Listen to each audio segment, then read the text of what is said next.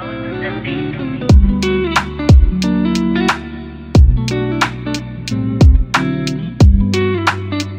beautiful people of all ages, shapes, and colors, to another episode of the Hit Your Free Throws podcast, where we encourage you to stick to the basics. I'm one of your co-hosts, TV, aka TV on Basketball, alongside my co-host Jay, aka the Knockdown. Jay, how's it going, my guy? It's going good, man. Two games through the NBA Finals, and my pick not looking too good right now, bro. Both of our picks are looking great, man. Man, we're gonna get into it, but like the Dallas Mavericks are kind of looking kind of human, especially compared to what they did in the last series. And Boston's just like picking up where they left off. They've been awesome.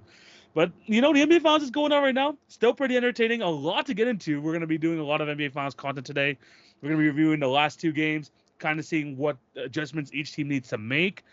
And we didn't get to do this last episode, but we're finally gonna do our in memoriams for both the Pacers and Timberwolves as well. So we got that. We got the draft and quiz as well. Your typical hit your free this episode, but it's gonna be another banger coming out for you soon.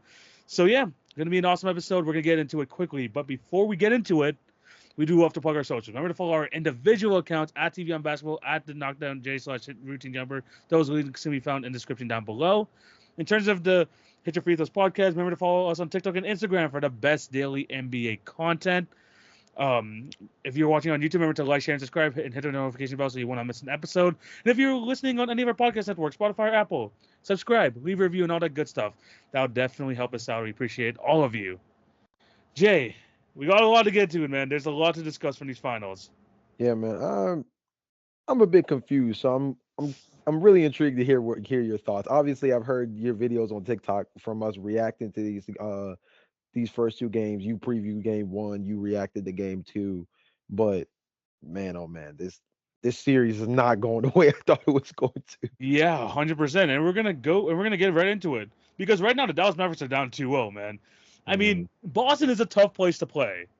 But right now, it feels like it's Luka Doncic versus the world right now, and everyone in Boston. Even though if Jason Tatum's not clicking on the offensive end, I feel like he hasn't really been like that, like this like whole playoff run. But man, this guy's like helping out in a lot of different ways.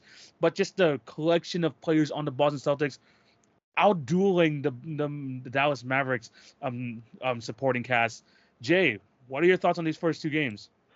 I mean, I described it, after game one of like this like you said beforehand, like Luka Doncic versus the world. Like I said, Luka Doncic and the Merrymen. It's just Luka Yeah, and a bunch of guys who just seem like they just were happy to be here, right? yeah, You come off of the Western Conference Finals win, and you got, PJ Tucker and Daniel Gafford talking their mess on Instagram Live about coming from the bottom, playing with the Charlotte Hornets and the Washington Wizards, all the way yeah, now to playing in the NBA Finals. You know what I mean? And you look at this team, and I understood going into it that like there would be a talent disparity. And of course, there's a difference between these two teams in terms of experience in the finals. Outside of Kyrie Irving and Luka Doncic to a lesser degree, who's played in championship caliber basketball, just not, the NBA finals, but he yeah, has played in championship caliber situations as part of Real Madrid.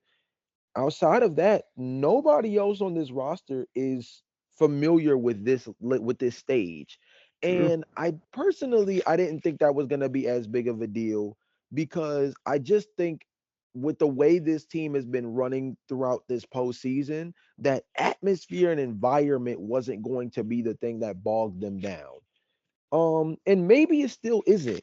Maybe it still isn't because at the end of the day, they're just really not shooting the three ball well and it's killing them. I mean, nothing offensively that got them here has showed up through the first like two games. Yeah, Like first two games, it's ended with Luka Doncic making the most threes on the team in the game, somebody else adding one more three, and then someone else adding a three in garbage time.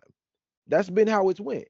The first two games has basically been Luka Doncic hits his threes, not all of them, but he hits a few, and nobody else can seem to even touch the rim. Like when it comes to shooting from beyond the arc, and it's killing them because that's how they got through the last two series. They were able to get contributions from Derek Jones Jr. and PJ Washington. They were able to get duck-ins from Daniel Gafford and Derek Lively. They were able to get small contributions from Josh Green and Jaden Aiden Hardy. Like Hart. they were able to see these guys kind of rise to the occasion. And I don't know if, like we said before, it's the atmosphere or if it's just simply these guys running out of gas, which feels weird after having what 12 days off or some crazy mess like Yeah. that. But these guys just don't look, they don't look ready. They do not look ready under these lights. In Boston, despite the fact that I think they're not even playing their best basketball yet, have kind of handled their light work. Yeah, I mean, like, especially when you look at game two, like the one like I was like kind of like locked into, where they shot 26% from three. And the thing is, when you, I mean, we talked about this, like, and even like dating back to like last year, we were talking about the Boston Celtics in general.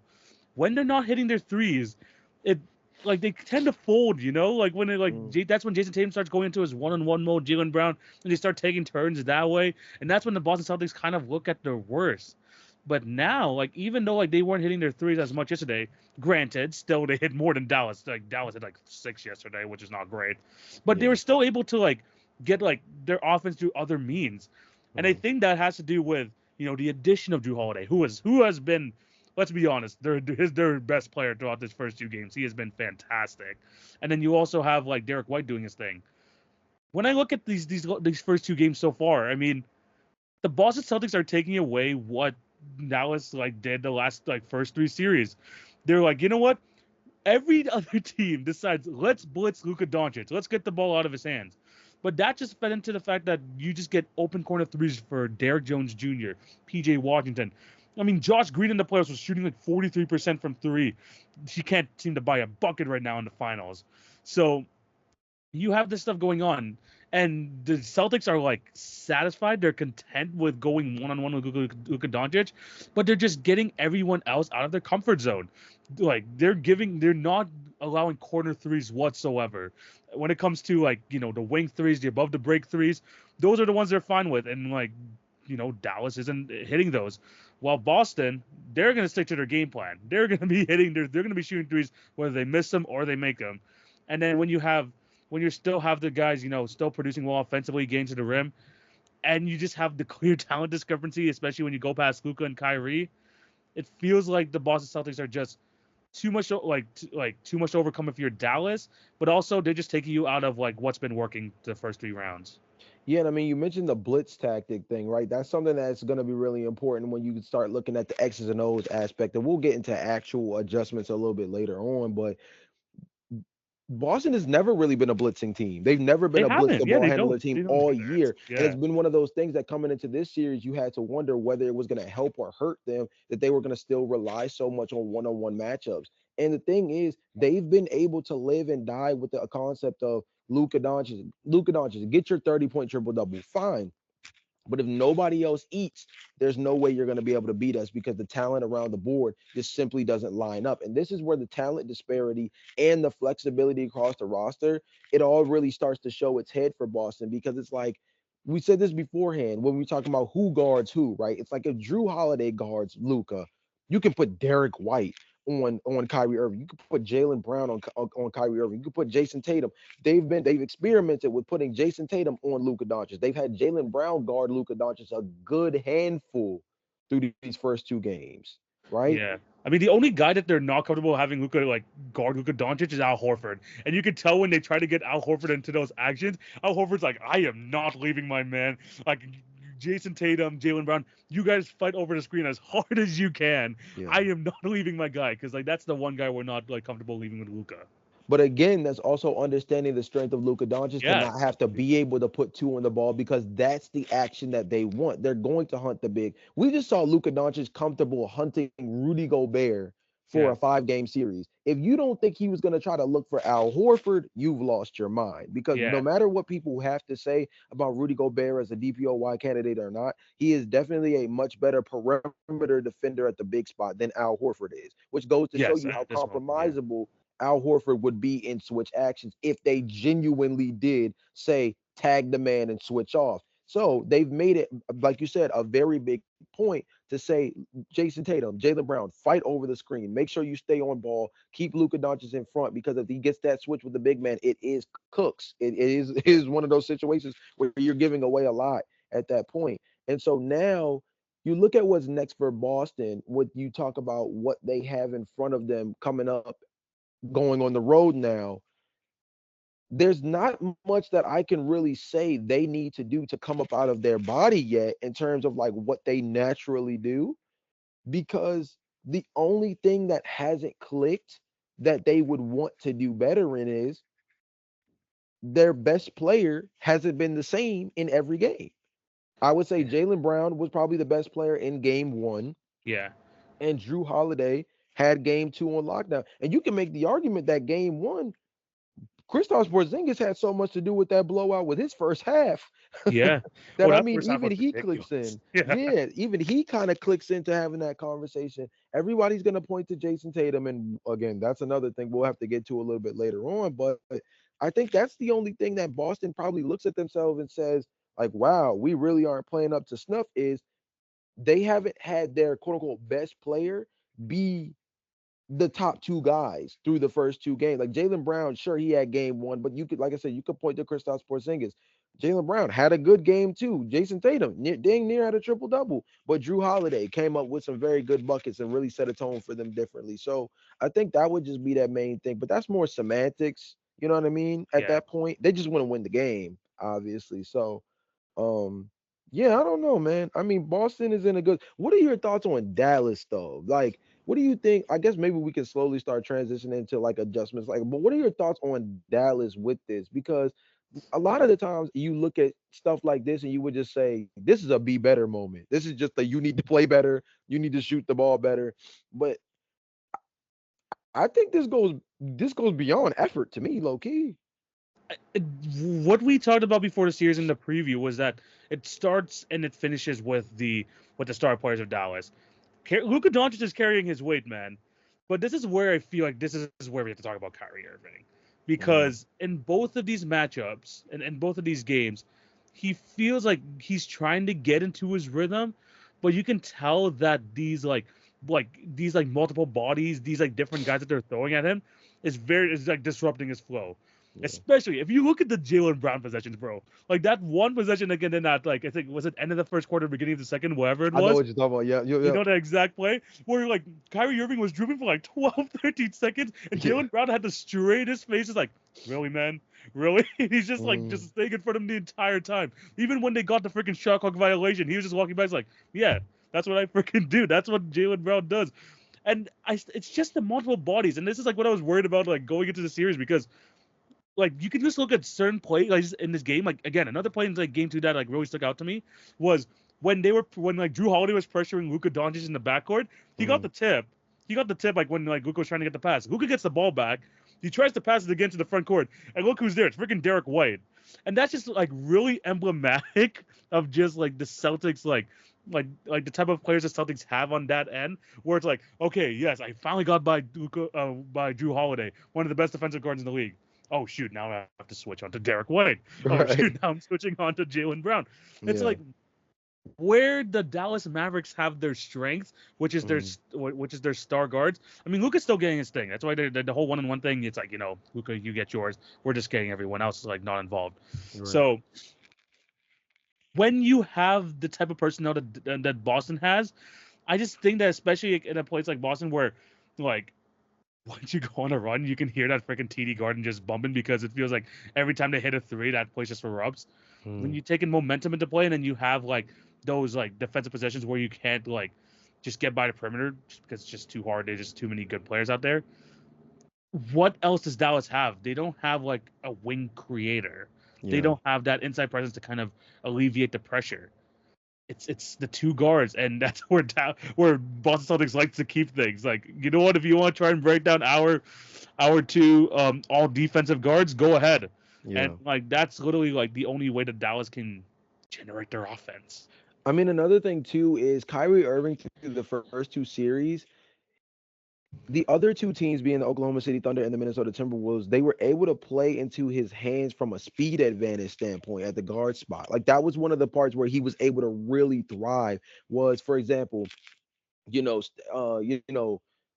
Kyrie Irving was able to turn, Anthony Edwards into the Stephen Curry versus Matthew Dellavedova matchup for like the Yeah, first couple of games when it came to this idea of him just constantly moving around, playing in transition, thriving off the ball, stuff like that, where it was able to make and Ant can survive in a physical one-on-one matchup against maybe like a Luka Doncic defensively, but when it came to speed advantage, Kyrie Irving was killing him, right? Same Right. thing with Yeah. the first series against the Oklahoma City Thunder. It wasn't necessarily anybody that could compete with Kyrie Irving, excuse me, both in the speed advantage standpoint, but also Kyrie Irving's just ability to take guys off the dribble. It was not something that Oklahoma City could not necessarily keep up with. In this series, Jalen Brown significantly alleviates that. Drew Holiday significantly alleviates that ability to thrive in transition. Again, we said that this is something I actually didn't even think about when I picked Dallas, right?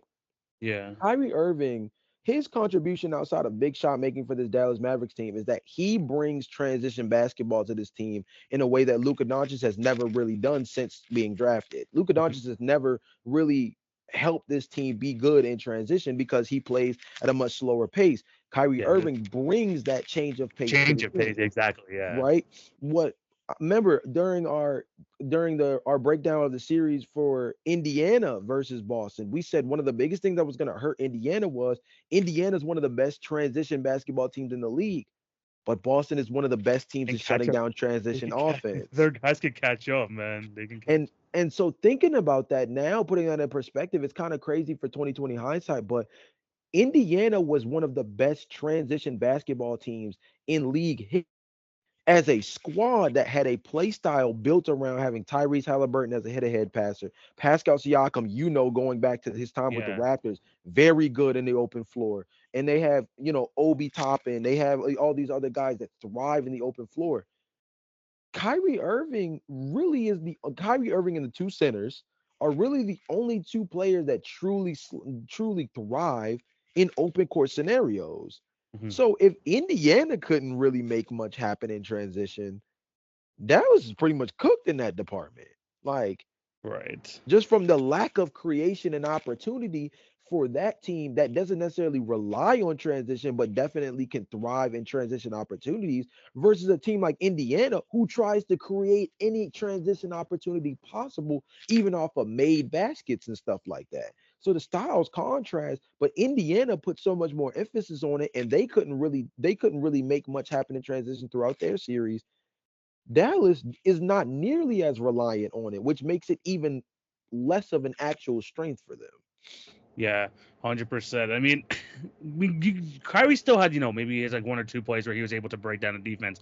But when he's not able to do that consistently, that's what it becomes like really a problem for the Dallas Mavericks because then you have to like really rely on Luca. And did you see his pictures before the game? This man was like wrapped in bandages and like everything. Like Mm. this guy was like definitely not 100%, but he's still, going about his 30-point triple doubles. It's just that no one else is like really help me out around him. And I do want to throw it to back to like the role players of Dallas right now because we talked about it where they were kind of playing like an out of body experience against these other teams, like playing above their means. Specifically, guys like Derek Lively, Derek Jones Jr., who yes, they're good defenders, but we never seen like Derek Lively like we didn't expect Derek Lively to be this much of a contributor on the offensive end. We didn't think that Derek Jones Jr. was gonna hit, 3 or 4 threes a game at times. Like, what do you think is going on like with the Dallas Mavericks role players? I'm gonna be real with you. I think this is where it comes back down to the stage. I said it a lot throughout the postseason that the team that tends to shoot poorly from three, especially when they start out as the road team, it comes down to jitters. It comes down to circumstance. Now, I'm not going to say that Boston isn't shutting off the 3-point line because they definitely are. They are making these shots a lot tougher. And like you said beforehand, the idea of not putting two on the ball is making it where all of these shots are much more contested, which really Yeah, changes the overall dynamic because these guys have been getting really strong looks from Luka Doncic all postseason long. So now the window is closing. The attention to detail is now getting to the point where minute adjustments are not going to be enough. It's going to come down to just being able to hit shots. And I think for these guys, and particularly with being pressed in the way that they are, this comes back to the flexibility of the Boston Celtics, man. Say what you want, but Brad Stevens built himself a five-star five-star fully automated team. This squad, all five players on the court have to be able to guard. All five players on the court have to be able to defend on the perimeter, and that's what he's been able to do. And for a team like this that's trying to create not necessarily five out opportunities, but four out opportunities with a big man rotation filled with athletes, these guys are just not being able to put the ball in the cup. And I think it's one of those things now where when they go back to Dallas, game three is going to be so indicative of whether or not they are just out of gas, Boston is just simply shutting them off, or if it's something that goes much deeper than X's and O's, right? Because game three, when they go back to Dallas, this is the role player game. This is we're down 2-0. Your best player is coming off of a 30-point triple double. There's nothing else better that he can do beyond this. But if we go down 3-0, we know this, we know we are not in good standings for this series moving forward Yeah. because the margin of error it becomes smaller and smaller with Yeah. every game after that if we go down 3-0. This is the role player game. This is the ideal role player game for the Dallas Mavericks. If they do not win this, obviously we know that it significantly hurts their chances of raising the Larry O'Brien, but I think it's also actually going to be the most telling game of the entire series. I didn't take much from game one because a blowout in game one is always a little tricky because you never really know what the circumstances are. Especially But because Dallas is not good in great in game ones. Really, if you look at like the rest of these playoffs, like good they're not like point. the best. Yeah. Good point. But I think game three is actually going to be the most, like I said, be the most indicative of what this team actually looks like and what they're actually worth in this series against the Boston Celtics. And I don't want to hear anything about the Boston Celtics easy run anymore because I know that the next thing someone's going to say is, well, they didn't beat a single like one or two seed. Like Dallas wasn't even, Dallas wasn't a one or two seed. They didn't have to see the Yeah. Nuggets, No. this, that, and third. No, because everybody and their mama hopped on the Dallas Mavericks Yeah. bandwagon in this series, and everybody was leaning with Luka Doncic as the best player in the NBA and this, that, and the third. And not to say that he's not. Now, I don't think I don't think this series changes those kind of conversations at all. But I don't want this series to somehow also be added to the contributions of the Boston hasn't faced anybody because everybody and their mom knows that this Dallas team is much better than the other teams Dallas has faced. I mean, that Boston has faced. Yes. Boston just clearly is looking like the best team in the league this year. They're just Yeah. solidifying themselves right now as a team that it's funny. Last year, TV. This is a great way to kind of like transition to the next portion of like Yeah. talking about this series. But like, remember last year during the NBA Finals? It might have been right after the Nuggets won the finals, but I think it was ironically around game three. We were both like, damn, did the Nuggets show us that they were the best team in the league the entire year? And Yeah. nobody wanted to believe it, right? Nobody could seem to wrap their head around the concept of Nikola Jokic and the Nuggets just being the best team. So everybody picked every team but the Nuggets to be the one that wins the championship at the end, only for the Nuggets to be the team that came out on top at the end of the year. I feel like the Boston Celtics have been sending us this warning shot all season long that they've been the best built team, the most optimized roster. They've been able to get through injury problems. Obviously, injury luck helps as well, but they did see Kristaps Yeah. Porzingis go down for significant time, obviously. Hmm. And now we're here. And sure, you can say what you want about the first three rounds. You can also say that the Dallas Mavericks are easily the most talented team that they faced this entire postseason. Yeah. But you have people that picked Dallas, including us, in Mhm. this series with the belief that Luka Doncic is the best player in the series. And most people would say that the best team sometimes cannot supersede the fact that that Luka Doncic of the world, the guys who supersede just regular superstardom, are the teams that end up actually winning the championship in the end, right? A Yeah. la like when Stephen Curry and the Golden State Warriors beat Boston 2 years ago. I don't think that Stephen Curry and the Golden State Warriors were the better team at the time, Yeah. but Stephen Curry proved that he was the best individual player in that series, and that changed the overall dynamic in terms of leading the Golden State Warriors to winning the championship. That's Right. what a lot of people forecasted for Dallas. Instead, this year, they come back even better, perform even better in the regular season, get reinforcements with guys like Drew Holiday and Kristaps Porzingis, and they look like the most dominant squad, literally from start to what may be finish, right? Yeah. And so now, like I said, I'm gonna, I guess I'm gonna ask you to in the form of a question, just like I did last year, Yeah. ironically. Is Boston just the best damn team in the NBA, and we just haven't given them credit until now? I honestly, I mean, like the 64 win should have been telling of that. I think that them like having the number one seed in the East since January should have been telling of that of that fact. It's just because the competition they faced the first three rounds. Like when you Mm, go back to the Denver series last year, I mean, it felt when you watch those games, and I guess like we can like kind of compare it to like the first like two rounds of Boston's run as well, where it felt like they didn't really have like they weren't playing like playoff type basketball, if you know what I mean. Like when you face the mm. Boston like the Miami Heat, no Jimmy Butler, you have to deal with like Tyler Hero and Bam Adebayo. They can't even reach like 95 they can't even reach 100 points, and besides the game two, like it feels like it was like an extended regular season. They're just able to like just move on to the next round. Kind of the same thing with the Cleveland Cavaliers. It didn't feel like playoff basketball when you were watching those games. You finally got a glimpse of it in the Pacers series, but you could still point to the fact that they were missing some players. For the Denver Nuggets, it really like when you look at their run compared to the Celtics this year, they had to go through probably the toughest challenge in the first round in the Minnesota Timberwolves. Then they had, and this is like the key part in terms of their run and like why it gets so much more praise than the Boston run. They had to go through. Um, they faced the Warriors. I think they faced the Warriors in the second round. They got through the Golden State Warriors. They got through LeBron James and the Los Angeles Lakers. The names they faced, the stars are able to like not just beat, but able to like just like beat very comfortably. Kind Mm. of changes the narrative there. It's just the path to the finals is different for everyone. But if I mean, you talked about it in the preview as well. Even if with those teams healthy, when you look at the Pacers, when you look at the Cavs, when you look at the Miami Heat, were Boston going to beat them anyway? Probably, but we just weren't able to see it on the court.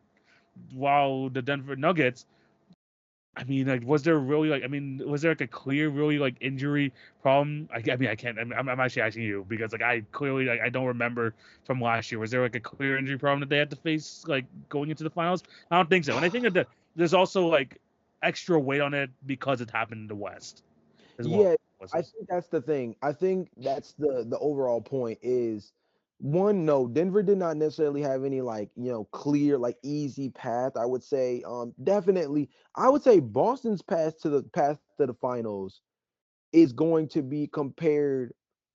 Funny enough, a lot of people compare it back to the way that like the Lakers had the bubble championship. I actually Yeah, think that this is a lot more comparable to Milwaukee when they made it to the finals against Phoenix.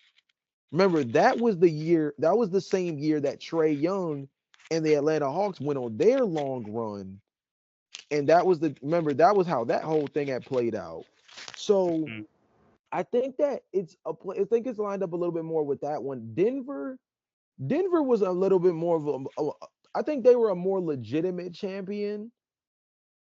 I just also think that they were it's so tricky because I feel like it was the way they won the finals was anticlimactic. yeah, The West was everything it was worth and then some, right? That was the yeah. Minnesota series. That was Golden State. the Golden State, who everybody was saying like Golden State with Stephen Curry, they might be the best individual team in terms of being able to deal with Nikola Jokic on defense and this, that, and the third. And then you have the Los Angeles Lakers, who made their significant run, and everybody was saying it's the most competitive sweep of all time, whatever. That's a Western Conference gauntlet from a talent perspective. But then when you cap that off, the cherry on top was you get to face Jimmy Butler and the Miami Heat. Right. That was the reason why that championship, when it ended, was looked at a little funny, was because once they got to the end, it seemed like they had faced their NBA Finals caliber team two or three times already Yeah, between Golden State and definitely their matchup with the Lakers in comparison to that Miami series. Hmm. I think that this is the reverse, but then I would also make an argument that Dallas might not be better talent wise than any team that Denver beat in their run through the Western Conference. So that's what also kind of messes with Boston's run. I don't know. Yeah, It's it's weird, weird. man. I still think Boston is the best team in the league right now. I just think I that do this think year so. has not been a way. If Brad Stevens needed a barometer to to get an understanding of whether or not his team was really just like as dominant as they look on paper, this is not the best year for the litmus test because the regular season was perfect, 64 wins, but they had very great injury luck. The postseason, what they lost 2 games this Yeah. entire postseason. They faced Yes. they faced each team where at least one prominent starter was missing from the rotation. Yeah. So then you do that, and then you go up against a Dallas Mavericks team who, let's be honest, TV, you know what's so weird? And maybe this is a good way to point out about against this Dallas team that makes it so interesting that Dallas is down 2-0. Is Boston not a better built version of the Clippers teams that used to knock Dallas out? Yeah. I mean, that's this is the vision the Clippers had when they trying to build it. Yeah. Like they look like when you think about the fact that they have when you look at those old Clipper teams where it was like Terrence Mann would get the start, Paul George, Kawhi Leonard considered all NBA caliber defenders. You have a guy like a Vika Zubac in the inside the paint, but they were reliant more on trying to play a 5 out style. Like Hmm. especially with Kristaps Porzingis in the lineup, the Celtics are everything the Clippers were back when they were kicking Dallas out of the postseason every single year for 2 straight seasons or 2 straight matchups. Except they're better, they're more talented, they're more athletic across the board. Hmm. So I think that's the thing is I I didn't think about this before the series started, but now that I'm kind of like really breaking it Yeah. down after seeing the first 2 games, Boston is the exact kind of kryptonite that the Dallas Mavericks did not want to run into and have not had to run into all postseason long. Yeah. 100%. It's I don't want this. This is like why I want this series to be good, to kind of like help legitimize the Boston Celtics run. It's kind of Mhm. like added to that. I mean, maybe a sweep could do the same. You know, if especially the way like we like looked at the Dallas Mavericks, maybe this was going to be a wake up call to say, you know what, Boston maybe was the best team. Maybe that narrative was what would like change it that way. But at the same time, like I just felt like, and if you like, I talked about this like when I was like ranking the series after the first 2 rounds or whatever. It Mhm. felt like Boston every series. It just felt like it like one of the more boring ones out of like the group that we had to watch there. And Yeah. maybe it's because that I mean we could point to the fact that Boston was just too good, but also just like the star talent, the star power just wasn't really there, and we Mhm. could finally get that in this matchup, and then it doesn't go the way as competitive as we would hope so. That's why you said game three is super important. People talk about how like role players usually step up when they're back at home. This is a true testament because they really need they really need that help in game three, the Dallas Mavericks. So you expect it to be more competitive, but at the same time, Boston feels like they just have like this perfect team. We talked about it like even the beginning of the season, the perfect starting six that it's just gonna be hard to like outproduce them. And there's a reason why they won 64 wins because not many teams could do that. So Yeah. it's kind of like maybe like you said, maybe it's just writing on the wall that Boston was like it felt like it was meant for this championship, and it's just kind of going the way it was supposed to. Yeah, yeah. I don't really have too much more to add just because these first 2 games were like they were just so non-competitive to an extent. I mean, I know the box score and the ending score for game 2 will make it seem like this game was a lot closer than it actually was overall. But the formula for Dallas is simple. You got to hit your 3-point shots, and these 2 guys in Daniel Gafford and Derek Lively have to be more active around the basket. Like, I mean, like Derek Lively looks like a rookie in this series, man. He yeah, I mean they're getting picked on. They're getting picked on in switches. They're getting picked on defensively, they're neither one of them are as aggressive around the rim as they were in the first two series the first 2 to 3 series before, where they were complete dangers as lob threats. You have Al Horford in the paint. You have Kristaps Porzingis in the paint. Kristaps Porzingis is a much better shot blocker, but Al Horford's more of a physical, put his body on you. Use your speed advantage. Make yourself a real threat as a diver. Like, take advantage of these different things. They're not going to switch. Like, I'm Yeah, sorry, they're not going to switch. They're going to tag, but they're not going to switch with you. So you're going to be in a lot of situations where it's going to be one on one, and it's going to be, can I have this dance? And you're going to yeah, have to be a guy that, although you don't put the ball on the floor, has to be able to win with your athleticism advantage over Al Horford. Have to be able to win with with your spacing advantage. The guy who can come from the pin, from the wing, and like really create opportunities for yourself. Like, these guys have to hit shots, and they have to play with the athleticism that got them here. Like, at the end of the day, Boston is not the two teams that they faced beforehand. Boston is not the Clippers. They are better than they are the better version of the Clippers. They are not the yeah, Oklahoma City Thunder. They are the Oklahoma City Thunder. Instead of Chet Holmgren, they have Kristaps motherfucking Porzingis. And instead of yeah, Josh Giddey, it's motherfucking Jalen Brown. Like, you know yeah, what I mean? And then you look at the Minnesota series. Sure, Jason Tatum isn't playing like how Anthony Edwards was, but Jason Tatum has Jalen Brown, Drew Holiday, and Derek White. Anthony Edwards had basically Jaden McDaniels on a good day and Carl Anthony Towns when he wasn't in foul trouble, which meant basically not at all because he was in yeah. foul trouble all All the series time. long. Yeah, So this Boston team is like no other animal that they've seen. I thought that maybe some of the things that they've seen through the first couple of series prior to this one would have helped them coming into this series. But if they're not going to hit shots, it doesn't matter. It doesn't yeah. matter what you learned because if the ball's not going through the hoop, you're not going to win games. They just gotta put this trace to Dallas Mavericks. Like, the Celtics are dictating the game through their defense, and the Dallas Mavericks has to kind of assert their force in that sort of way, and kind of like force and make Boston the one to adjust and not do it the other way around. It's gonna be interesting to see how the next few games go. But what's down below? Who you guys think? Do you think Dallas still has a chance? Is there adjustments to be made, or do you think that Boston Celtics are gonna take care of business?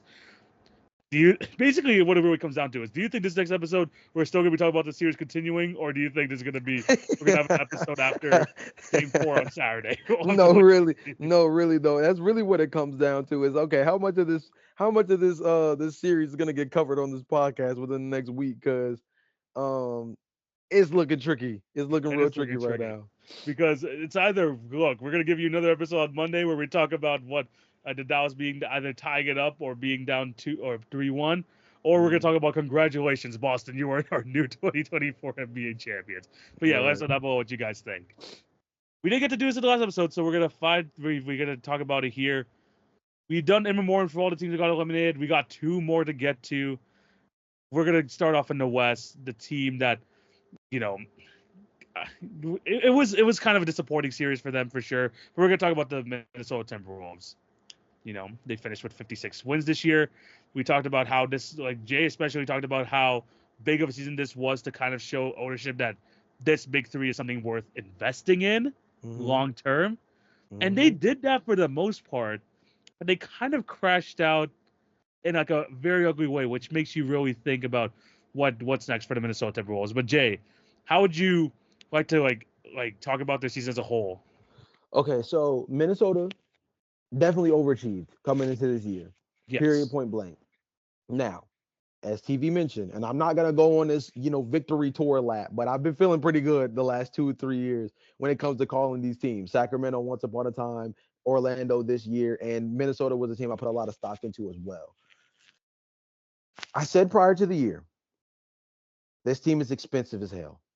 They cost a lot Yes. of money. They have $100 million, over $100 million in a given season, committed to the center position alone between Carl Anthony Towns, Rudy Gobert, and Not Nas Reed, right?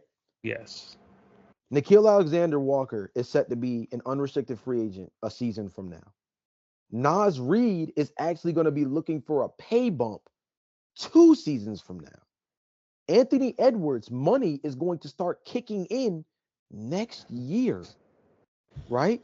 This Yeah. team is about to be very, very expensive. Now, Glenn Taylor, the guy who currently is the owner, not, they We don't got a know. whole Let's see what separate let's see what situation going on. happens. Yeah, Lord only knows what's going on outside of that. But Yeah, Glenn Taylor, the guy who's been Mr. Cheapskate the entire time that he's had this team, now has to look at a squad that just made the Western Conference Finals for the first time in 20 years, won a NBA playoff series for the first time in 20 years, and now has to decide whether or not he's going to be the bad guy that decides to separate this team, specifically by getting rid of, trading off of the player that has been here throughout the entirety of the process, basically, right? In Karl Anthony Towns, who is definitely not the best player, excuse me, and definitely is not the franchise player anymore, but is still I would assume, beloved player within the Minnesota franchise.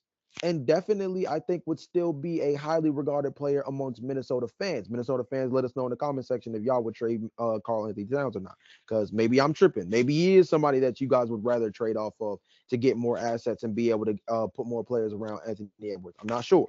But I would assume, just from the fact that he's been here the entire time, he's been a homegrown talent, he's played relatively well. He has been an all-star in the past for you guys. That he is a player that the Minnesota Timberwolves still like overall, both fandom and internally. This team, they got much further than most would have expected, but they got as far as they needed to send the signal, like you mentioned at the beginning of this, that they are a team worth paying out the big bucks for. The only question you have to ask yourself is the payroll may be worth it as currently constructed. But with the Western Conference only getting better, there's a big 7-foot bajillion guy in San Antonio just waiting to see postseason play. yeah. Ja Morant has not played in what feels like a Basically million yeah, years. feels like 2 seasons. Yeah, right. Yeah, it feels like a million years right now at this point. The Ja Morant conversations are going to be crazy when he comes back next year. You just the Houston Rockets are continuing to add talent to their already extremely deep roster. The Western Conference is only getting more and more lethal. Yes, you can bite the bullet with this team because you've seen that they're good enough talent wise to be worth the payroll. But for how long? And so, TV, that brings me to my first question to you.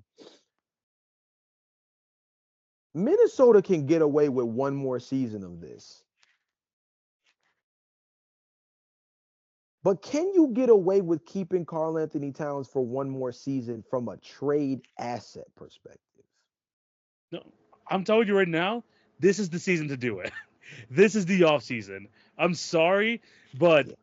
this is the highest trade value that Cat has had probably since people were dubbing him as the next number one guy in the league. You remember those NBA GM surveys where people were like, "Who I would you was want to build just with?" thinking Hey, that. like, who do you want to build like around for the next 10 years? Who's gonna be the best guy basically in 10 years? Yeah. I'm saying Karl Anthony Towns year in and year out.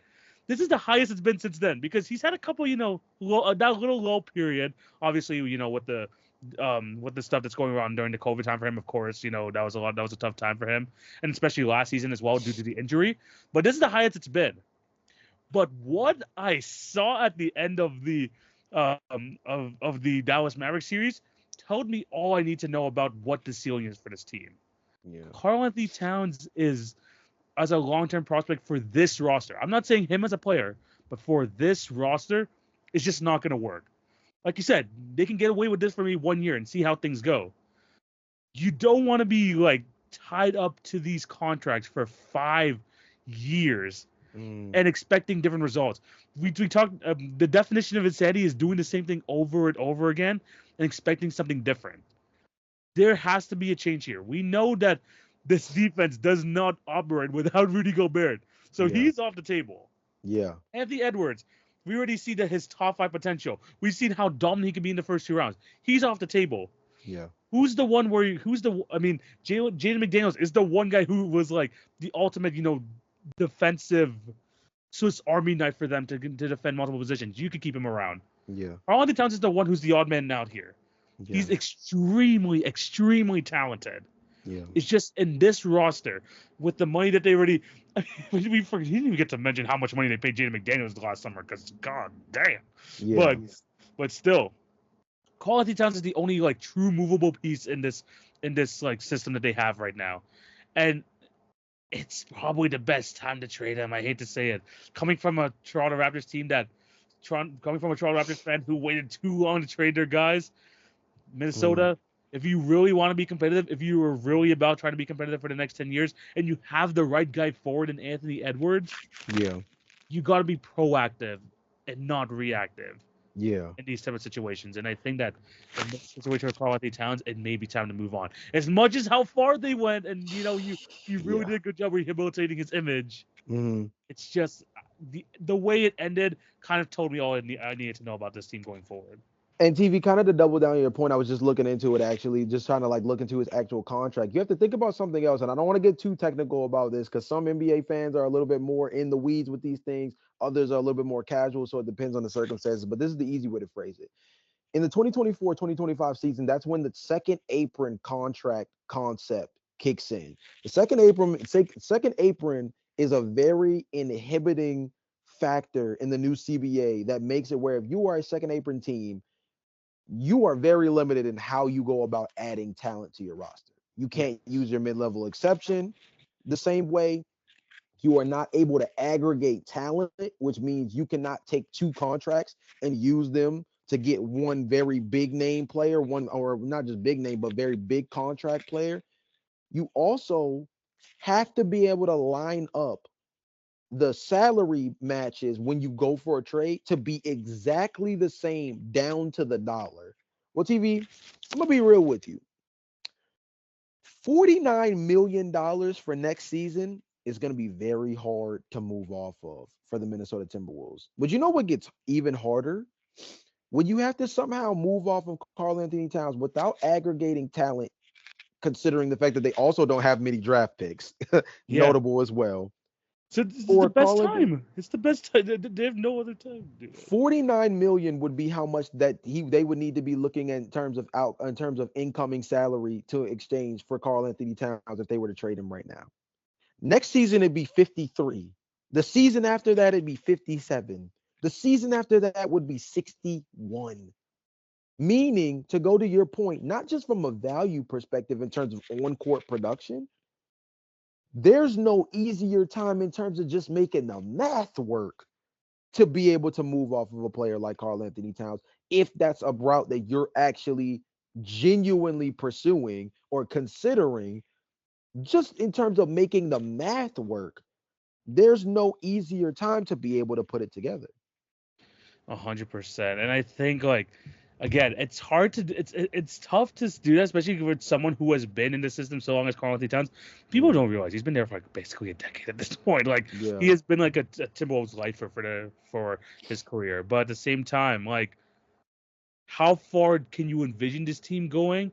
And how much like flexibility can you have going forward with this roster when you have already like your two guys and you like the base of your two like of your team already locked up for such a long time. Mm, It's just it feels like Karl Anthony Towns though is the odd man out. Like I feel like he can still like thrive in other scenarios. I just think that like this like his production, even in his playoffs, is it worth the 60 million that you're going to be able to pay in like the next 3 to 4 years? I just don't think it's like a wise decision to do that. So this might be the right time to do so. And I think teams are willing to take on this contract, especially because it's long term. Remember, it's a long term contract. People are true. willing to take on it right now. And we've seen how Pete Karl Anthony Towns can perform. He's like a 25 and 12 guy.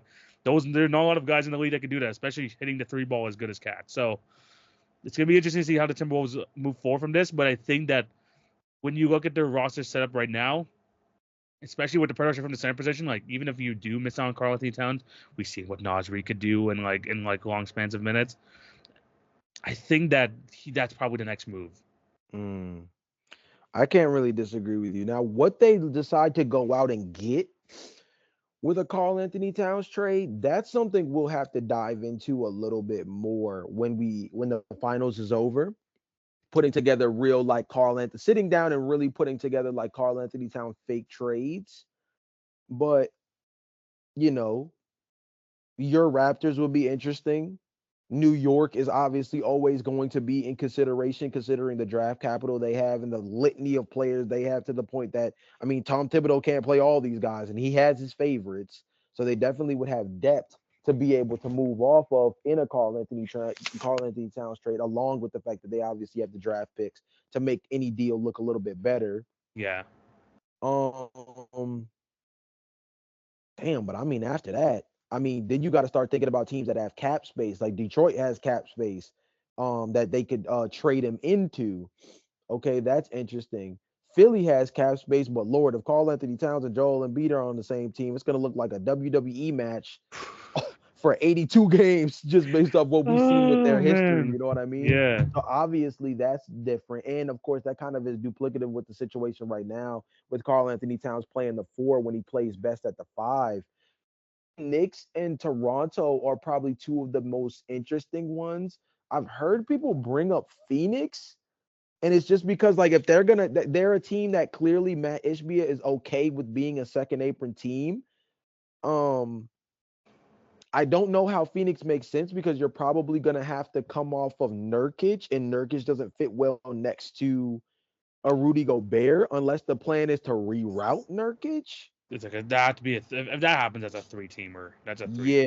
So yeah, we can sit down. That might be more of like a TikTok video. We'll see where that goes. But there some interesting fake Carl Anthony Towns trades are definitely in the books for things to consider. But he is a player that is both interesting to trade for, difficult to make the money work, and his fit is going to be very, very much team specific. It's not going to be he is not one of those guys that Plug and no matter play. who trades for exactly an OG Anunoby, Kevin Durant, Yeah. even Paul George, who we discussed with the LA Clippers, with him going into free agency, where if he drops into Detroit, Orlando, Philly, goes back to LA, whatever the circumstances are, he can fit seamlessly because of his Yeah. play style. Karl Anthony Towns is not that same kind of player. He's best at the center position. He's made the most out of playing the four, but he also has become much more limited at the four position. So that means he has to go to a team where he can play the five.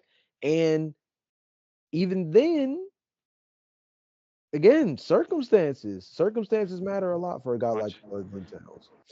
Uber talented the guy is. It's gonna be interesting to see if if that is definitely on the table to trade where he would probably fit best, and that's definitely gonna be a discussion we're gonna have closer to the offseason 100%. Yeah.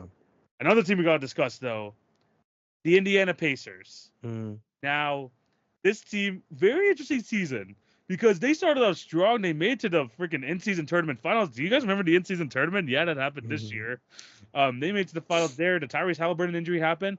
But even through all of those struggles mid-season, going into the end of the season, they still made the conference finals. So it's very much like an up and down season. But if you really look at just them making the in-season tournament finals, them making the conference finals, and the roster they have right now, which is super young, and and still has a lot of time to develop. Jay, what do you have a feeling about this team, and especially the season they just had? Indiana should be hype, and not in the way that Atlanta was a couple seasons ago when they made the Eastern Conference Finals, but hype in a way that overachieving is always good, especially with a young roster, because seeing postseason basketball early shapes how you design your roster moving forward. The Celtics are a perfect barometer for this. Indiana just made the Eastern Conference Finals, regardless of who they face, regardless of injury circumstances. They made the Eastern Conference Finals in a season where Tyrese Halliburton and Pascal Siakam never crossed paths while Tyrese was fully healthy. They made the Eastern Conference Finals with two lottery picks in Ben Mathurin and Jarris Walker not playing. Yeah, Two of them. Not just one, two of them not playing. And I mean not playing, not just not playing significant minutes. No, not seeing the floor. they weren't in the rotation. Not seeing the floor. You got a huge postseason series, not postseason series. You gotta give this man a little bit more credit than that. Yeah, You got a strong overall postseason performance from Andrew Nimhart, somebody who you were able to draft in the second second. round It was like the two second or seasons third pick ago. of the second round. Yeah, second or Yeah, third pick of the two second round. second. Yes, second round a few seasons ago. Strong overall output from Aaron Neesmith, and now you go into this offseason. Number one priority is to retain Pascal Siakam. Duh. That just Right? yeah, of course. Duh. You have to make a decision on Obi Toppin. You probably let Jalen Smith walk, and Jalen Smith is probably okay with walking, Yeah, considering it's been kind of hard for him to crack the real rotation there. And it seems like the 4-5 rotation it's kind of for sad. Yeah, Indiana is pretty stacked. TV, this is one thing I have not heard on podcasts when they're brought up with Indiana, though. Everyone's discussing the concept of Obi Toppin, like whether or not they re-sign like Obi Toppin or not, right? And whether or not Obi Toppin will want to come back, considering the circumstances where he kind of got beat out for the starting job the minute Pascal Siakam showed up, yeah. right? Why in the world is there not a concept where, especially because they have their full mid-level exception, even after They sign. possibly bringing back Pascal Siakam? Why is there not a discussion of the idea of Indiana bringing in Miles Bridges? Is That, Miles Bridges not literally everything that Obi Toppin is, but but probably better. more consistent and definitely a He's, better talent? he's a better talent. I think it's just a weird discourse around like Miles Bridges right now. Obviously because of the stuff he's done off the court, but it's Of kind of like, course. but yeah, no, he's definitely like one of those free agents where you're like, look, he like if you remember like before this stuff happened with him like off the court or whatever, this guy Yeah. was like a 23 point per game scorer, He and just like came off of definitely being Charlotte's best player 2 seasons ago. yeah, that's 100%. what I mean. Yeah, no, he was like he's like uber athletic. He's like improved his three ball a lot since coming into the league. Yeah. Like he feels like a good fit on a lot of teams. I feel like ideally like if they were to move off Obi Toppin, like Miles Bridges feels like the right, like the perfect guy to kind of like upgrade from that. Especially because like I trust him more at the three than Obi. Even though Obi has improved his 3 point shot this year, I want to shout out Obi for doing that. Yeah. But still, like if that's a move that like is like realistically possible for this team, I think that's like the ideal guy because I mean Yeah. we've seen Miles like flourish alongside Lamelo Ball as like a guy like a 2 man group like running the floor. Mhm. Imagine him with Tyrese Halliburton. And that's my thing. Like, if you look at their team, the three spot is their biggest hole. To Yeah, me personally, their three spot is their biggest hole. yeah. Because And one, yeah, once one that's no massive, detriment to Aaron. That's no detriment to Aaron Neesmith, and there's no detriment to Ben Mathurin even. yeah, But Ben Mathurin is not a natural three, right? He was forced into playing the three when Buddy Hield was on the roster. yeah. And Aaron Neesmith is good, but he's also undersized for the three position to a lesser extent. He just guards up, which obviously helps him out in terms of being able to be playable. But it's different now. If you look at Aaron Neesmith, maybe being able to be a guy that comes off the bench. Think about a rotation, right? I was thinking about this earlier. Think about a rotation where and Andrew Nimhard is an interesting topic in his own right because he was really good as an off guard coming off the bench, but Yeah. it would also be interesting to see an experiment with him and Tyrese Halliburton both on the floor, considering they both can handle the ball and both can seem to self shot create in a way that specifically for Andrew we didn't necessarily give them as much credit for. Yeah. But imagine a lineup, right? Let's say that we bring Ben Mathurin back and he comes back into the starting lineup because we like Andrew Nimhart as the backup point guard, Yeah. right? Imagine a starting lineup that has Tyrese Halliburton, Ben Mathurin, Miles Bridges, Pascal Siakam, Miles Turner. Off the bench, Andrew Nimhart, Aaron Neesmith. You probably have to give TJ McConnell minutes, right? Yeah. Jarris Walker can either play the three or the four. And then obviously backup center is where things get a little interesting, especially if Jalen Smith walks. But Isaiah they still Jackson. have Isaiah Yeah. Jackson. Yeah. I Yeah. was just thinking Yeah. that one too. They still have Ijax.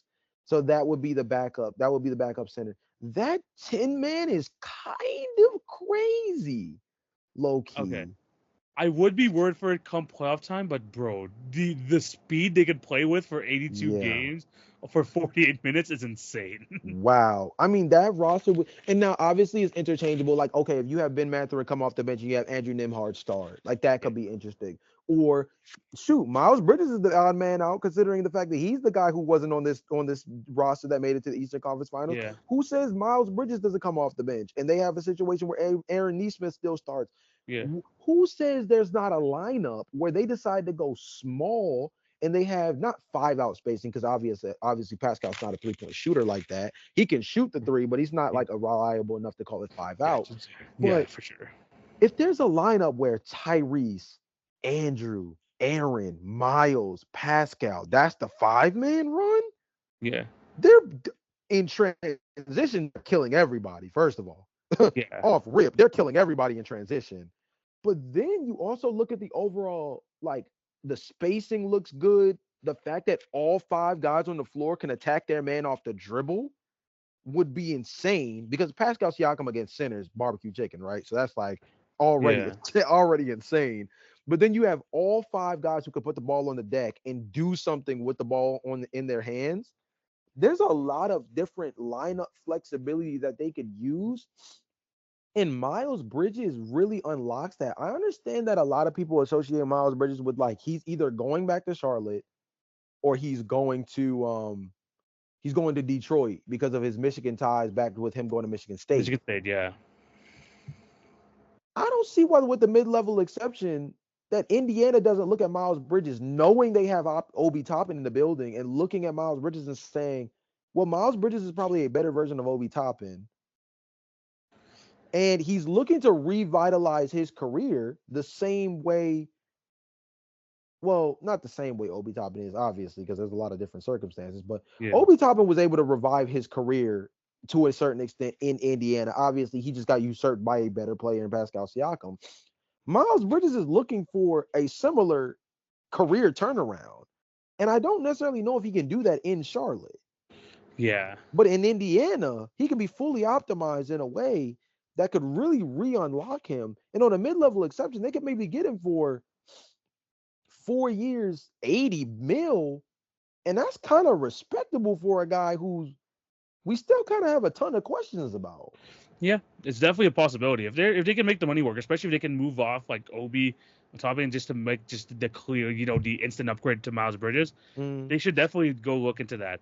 And if that's the case, then this lineup could be very, very scary eventually. And I think that they're on the right path. They don't have to mm, make too many moves. It's about just retaining the guys you have right now, and maybe again making like the small upgrade here and there. Tyrese Halliburton's gonna get a full off season of rehab, which is great because hopefully we can get like a healthy version of him come October.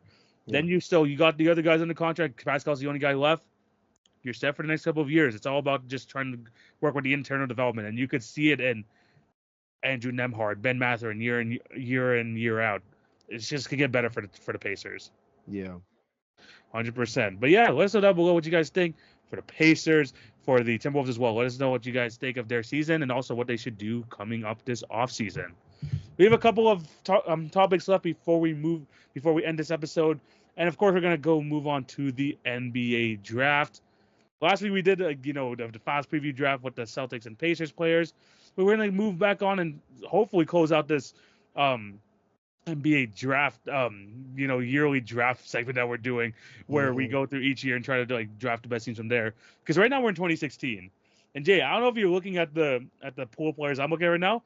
It's Yeah. pretty underrated, depending like especially with the guys that are like that came out of this draft like later on in this draft. Yeah, I mean, we're definitely getting to that point where a lot of these draft classes that we're drafting from are a lot deeper. And the talent at the top is a lot more interesting. Obviously, it's always fun when we do these, especially when you're coming from the perspective of, like, for me, I'm always like I get the first pick. So it comes down to like debating the talent.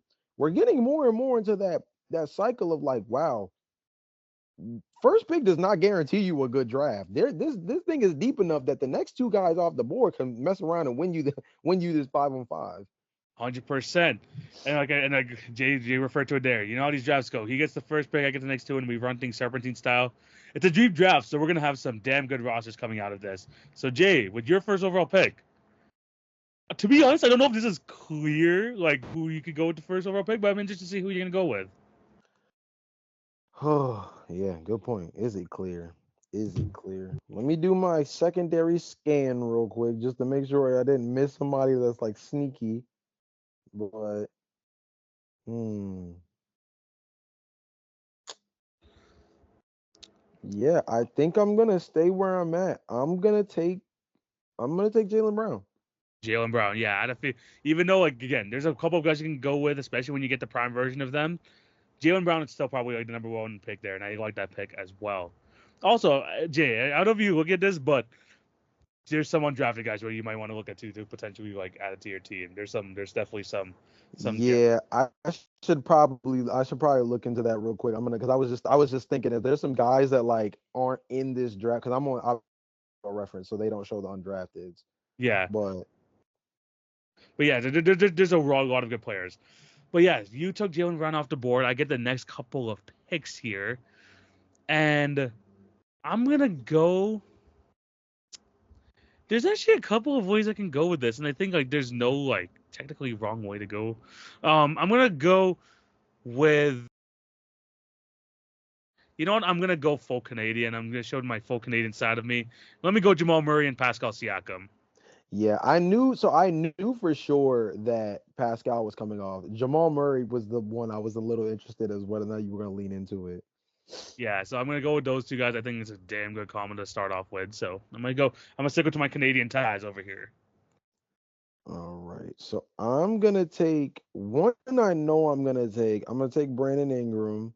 Yeah, And then ooh we our spacing is gonna be so nasty, but at the end of the day, like we're getting the prime versions of these guys. So I'm gonna draft them. Bump it. I'll take Ben Simmons he was and I'll gonna put come him off the at the board. one. If we're getting the prime version of them, we're if you're getting Yeah. prime Ben Simmons, this guy's like a perennial All NBA guy. It's So so easy to like forget sometimes that we're getting the the peak versions of these guys, and so a guy like Ben Simmons, for example, his current reputation is pretty tarnished in terms of on court performances. So it's easy to be like, I'm not taking Ben Simmons if you had to take him right now. But peak Ben Simmons was an All NBA caliber player, so it's kind of like yeah, duh. So yeah, those will for be my sure. two. That's a good pick. That's definitely a good pick. Okay, who do I want to go with next here? You know what? I think this team's kind of building myself out for me, which I really like, because with Mm, my next two picks, I'm gonna go with Domantas Sabonis, mm. my center position, and screw it. I'm gonna have the Murray backcourt. Let me go with Dejounte. Yeah, I honestly had just peeped him later on in the first round. I'm like, oh man, Dejounte. Yeah, Wow, what the heck? yeah. So I got the Murray backcourt and I got Siakam Sabonis. So I'm liking it. I'm liking the way it's built right now. That's a pretty dope roster, TV. I can't lie. That's a pretty dope roster. Getting Demontis is definitely sneaky good too. My spacing is cheeks. Holy cow. I'm this Um, roster. There's not a lot of like. I mean, you have like one really good shooter in this draft, but besides that, it's kind of like you got a nice, a lot of athletic wings. yeah, yeah. Okay, so here's what we're gonna do because we have run into quite the interesting dilemma. And I did not think that this would be the case, but this is what we're going to do because my team already kind of stinks in spacing. So we're gonna get Zubac Zubac, okay. because we need somebody to be able to deal with what's it called with Sabonis. Demonte. Yeah, so we need somebody down there, and Jalen Brown will bump to the three. Brandon Ingram will bump to the four, and I need Buddy Healed. That was the one guy I was hoping that, there's a way you were gonna choose him, but yeah, you're gonna need Buddy Hield for that spacing, so that's a good one. Yeah, nasty That's a work good on one. the spacing. So this is the best I got. That's good. That's a good. That's a really good pick. Okay, so for my final draft pick, there's a couple of ways I can go about this. I already have my two bigs. I'm really just looking for a wing here. Defensively, I'm kind of like, look, if we get primed, honestly, like, out of all of the version of Dejounte, give me freaking all defensive first team Dejounte, man. Hmm. I used to be a freaking demon when he was on the Spurs, especially. But yeah, um, I'm gonna have to go with here. Buddy Hield was definitely someone I really wanted to get here, but I'm gonna go with a flamethrower here, kind of buried there in the 20th overall pick. Let me go with Karis LeVert. That's just someone who's just gonna stay out there and just like let it fly from three. Yeah, I don't blame you. Obviously, you could have experimented with the idea of putting DeJounte at the three because all defense, DeJounte was definitely scaling up. He was playing, he was mainly guarding ones and twos, but he Yeah. definitely was able to scale up at his size and then sneaky grab Fred Van Vliet. I thought we were gonna definitely find a way to I get was either him or Alex thinking, Caruso. Considering the fact that we got a Bulls fan and we got a Toronto Raptors fan on the podcast, there was gonna be a way that Fred Van Vliet or Alex Caruso's name got called, and neither happened. So that just goes to show you how interesting this draft class is. yeah, But yeah, though that was definitely one experiment you could have went with. But either way, I understand wanting to go with so, Karras because so you don't want your team to be too small, yeah. especially against my roster, who basically That's what everybody I is. mean. You got tall bigs. That's what I Yeah, I mean. was It's gonna gonna say, I be think except for Buddy Hield, isn't everybody like 6'8" or like 6'7" or above? So no, that's exactly what I was thinking. I was like, man, I could go Freddie, but I'm like, yo, if DeJounte has to, if I have to have Freddie guarding either Ben Simmons, Brandon Ingram, or Jalen Brown, it's gonna be a tough time for my boy. yeah. Yeah, but yeah, those are the two lineups. Jay, who do you have coming from your 2016 NBA draft? I guess. All Yeah. right. So my NBA 2016 draft starting five is gonna be Ben Simmons at the one, Buddy Hield at the two, Jalen Brown at the Ingram at the four, and a Vika Zubac at the five. I like the roster. I like the roster. I think like your wings are going to provide a lot of problems against my guys because like we're still kind of small and maybe you might be able to kind of poke at Karras a little bit there. But well, it's still a really good roster that you got there. For myself, I got the Murray backcourt. I have Dejounte running to one, Jamal Murray running to two, Karras Levert at my three, Pascal Siakam at my four, and Domantas Sabonis at my five. Jay, how You you feeling guys about your can team? you guys can really pass, man. That's what I'm thinking right Yeah, now. I'm listening to that. I'm like, dang, you guys can really pass. I have a lot of like slasher build guys, like outside of Buddy yeah, Hield. Now remember, peak Buddy Hield was built like Clay, shoot like Steph. Remember, yeah. so so definitely demon timing for him. And Ben Simmons, peak Ben Simmons was definitely something else. Peak Brandon Ingram was an all star too. So I mean, no sleeping, but um spacing is definitely struggling on my team, but I like the talent in terms of shot creation from this team. But I think the main thing is everybody on this team can shot create for the most part. Yeah. And everybody can guard except for maybe Brandon. So, well, I'm a little nervous about Buddy, but I think in this matchup, I would say I think everybody can guard for the most part. Yeah, this is a good roster. I like my team too. Again, I might have a better shooting, and I think in terms of like clutch play, I might have the best guy there in Jamal Murray. It's Mhm. it's gonna be a damn good matchup. But let us know what you guys think down below. Whose team is better, my team or Jay's? Who ends up winning this draft? Jay, we have a final segment of the show, and it is time for the NBA quiz.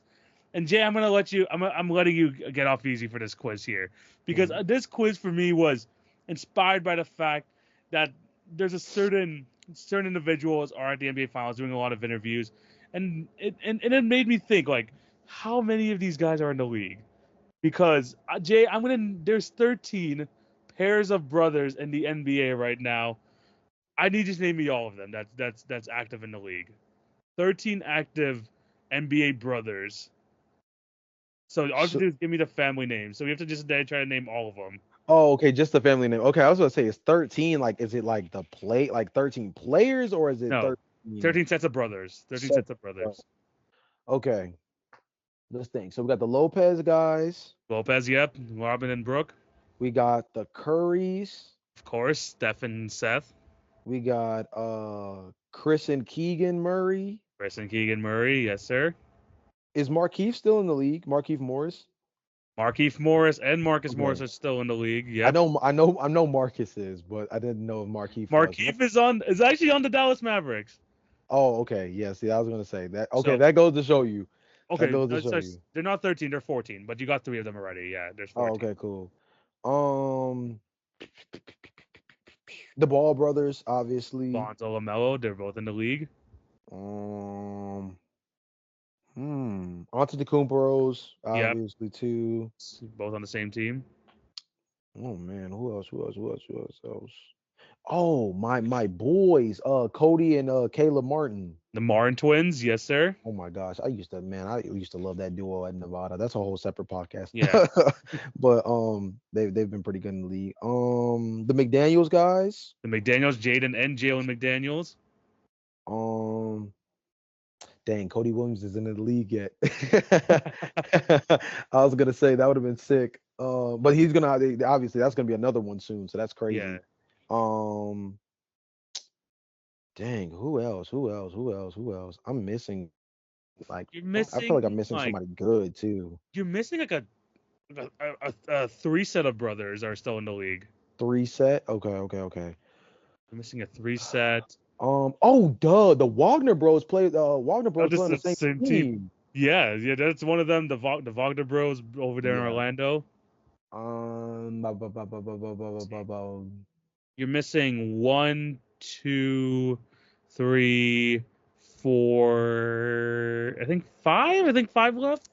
Dang, that sounds like a lot, but it's probably like really easy. The The holidays, holidays. the That's the three set. holidays. That's the three set right there. Okay, cool. I was gonna say, dang, I said all the ones that I like was super confident about.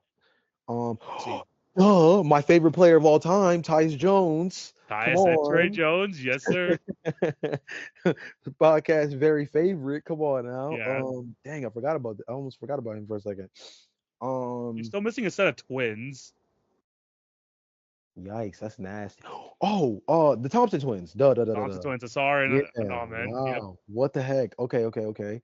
Um, we're cooking, we're There's cooking. let's see. There's one. I think one. Is it just two left? I think you're down to two. Yeah. Two. Yeah, you're down to two. Does Isaiah Mobley count? Yes, he Okay, does. okay, They're okay. both Because they they're play both on the roster same by the team cap. too, right? Yeah, they're both roster by the cap. So it's Evan and Yeah. Isaiah Mobley.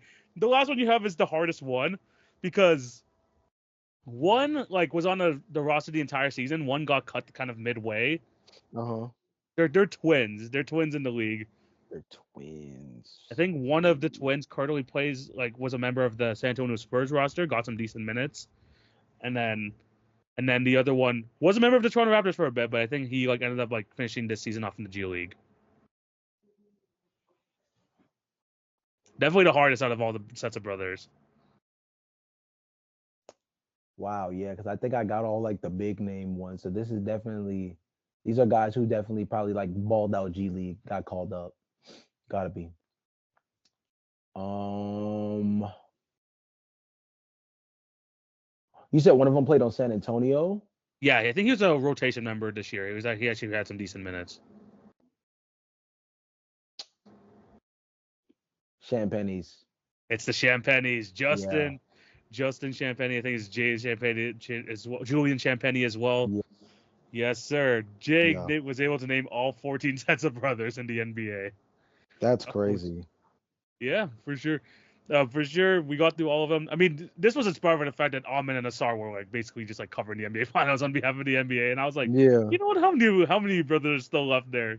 And there's 14 sets, so that's pretty cool. That goes to show you how insane this league is and from a talent perspective. Like, even like we just said, there's 13, and Cody Williams is probably going to get drafted in the top 20, and then that's going to be another set that's So we're gonna in have the like league. 15. So starting next year, it's probably gonna be. Well, it depends if Justin makes a roster, but yeah, there's gonna be like 15 sets of brothers like actively roster in the NBA, which is Yeah, like crazy. that's so crazy to think about that. That's just like, and then obviously like down the line, I had seen a TikTok before. I had seen a TikTok like a couple of days ago that like people are already hyping up like Wemby's brother Yeah, overseas and stuff. Like, wow, wow, crazy. And I mean, hey, if nepotism is in the league, that's fine. But if the guys are talented, it makes it better at least. I was gonna say a lot of these. I mean, there's definitely an episode. I mean, I'm looking at youth analysis, but still, I mean, like, look, these guys are talented. They're NBA players for a reason. Oh, But yeah, but there's a lot of damn good brothers in this league. I'm really excited to see the Thompson twins go to like how they're gonna develop in this league because they could be like, damn good for years to come. But yeah, yeah. those are the 14 sets of brothers. Let us know down below what other quizzes you want us to see, and what other ones we could do moving on for the podcast in the future. Jay, we have reached the end of this episode. Thank you guys for watching. What do you have to tell these beautiful people before we sign out? Hey man, either Celtics are gonna mess around and sweep this by the next time we talk, or or We're gonna talk hopefully, about Game 5. yeah, man, it's one or the other, man. Because I mean, at this rate, this series is not. playing out the way we thought it was gonna be. But me and TV have a ton of off-season content coming soon. Stay tuned for WNBA stuff. Yeah. That's a new little wrinkle we're gonna throw in. I ain't gonna say too much because me and TV are gonna try to debut it a little bit more on the TikTok first. But stay tuned for the WNBA stuff. Definitely don't want to let that part of hoops get kind of thrown under the rug. They're already about a fourth through their season at this point. MVP conversations are starting. Caitlin Clark obviously is booming. The rookies in general, pay attention. Rakia Jackson I balled was out gonna the other night. I was gonna say the Rakia Jackson game, like where she scored 7 points in the fourth. Woo, Yeah, come she's on, go man. Cameron Brink, second in the league right now in blocks per game. Stop playing yeah. around. Like this rookie class is nice. Kate Martin showed up to the draft on behalf of Of Caitlin Clark Kiko. and now This girl was in starts. the crowd. Come on, man. She was in the. She didn't get an invite for the WNBA draft. Not only did she get drafted by the defending champion Las Vegas Aces, but now she got her first start the other night and went 4 for 4 from the field and really She's a hooped. rotation player, bro. She's actually gonna be like legit in this league. Come on, man. I can keep going. Yeah. Polisi over for Minnesota with the Lynx hooping. Like, come on, man. These rookies are solid. They are Yeah. solid. Stay locked in. Nafisa Collier for Minnesota. I got her as the lead MVP right now. I know Aja Wilson doing her thing, but watch Minnesota basketball, man. It's a different demon Hey, right look, now. next week MVP Come talk. on. Yo, I'm making the case. I'm making the case for my boy Asia, bro. We'll talk about it next week. Though. Come on, man. Like I said, we just giving y'all Yeah. a sneak peek that we know what we talk about. Come on now. So we like I said, stay Mm. tuned for the WNBA conversation on the podcast as well, and definitely on TikTok. Wow, it feels crazy that this NBA season is really almost over, but the off season is going to be crazy. Teams have money. Teams have the ability to make trades that they weren't able to make during the regular season. The NBA draft is coming up, so obviously we got to get into prospects and how they fit on certain rosters and stuff once they're picked up. There's just so much to look into. Free agency, obviously, by itself is going to be its own fiasco. Me and TV might have to mess around and live stream on Instagram or something that day. We're going to have to figure that one out. I We'll don't figure it know. out. We'll But figure it out. Yeah. everybody and their mama knows when free agency first opens up, those first 2 days are different. So, Yes. Yeah. man, it's just a lot to get interested into, and it's a lot to look forward to for this NBA offseason. So we're not gonna look past the finals just yet. We're not counting the Dallas out just yet. But Yeah. yeah, stay tuned, man. We are super locked in. We're getting a little bit more diverse, and since the off season is coming up, we're also going to have some more fun topics. Considering the fact that news isn't going to be able to carry the podcast, we understand that, and that's why we're going to be able to get a little bit more unique, get a little bit more creative, and hopefully it shows in the content. 100%. There's a lot of stuff to go I mean, of course, the NBA season is almost but the end, but basketball doesn't stop there. Of course, the NBA offseason is just as entertaining, and of course, when we start talking about the WNBA, we're really gonna lock down on that as well. So be on the lookout for that. And yeah, it's gonna be a lot of great content for you, and of course, you're gonna be able to find out the Hit Your Free Throws Pod. Make sure to check out the TikTok, Instagram for the daily content, YouTube, and all the podcast networks for the weekly episodic podcast. And we're gonna come in here when the season's over and when all year round. This is an all year round podcast, man. We're here, we're talking ball. We're excited to do that for the remainder of the season, remainder of this year. But yeah, thank you guys for watching and listening. It's gonna be an awesome. We're gonna come back next week for another episode. But yeah, thank you guys for watching. Hope you all have a fantastic day. This is TV. This is Jay. We're signing out. Peace.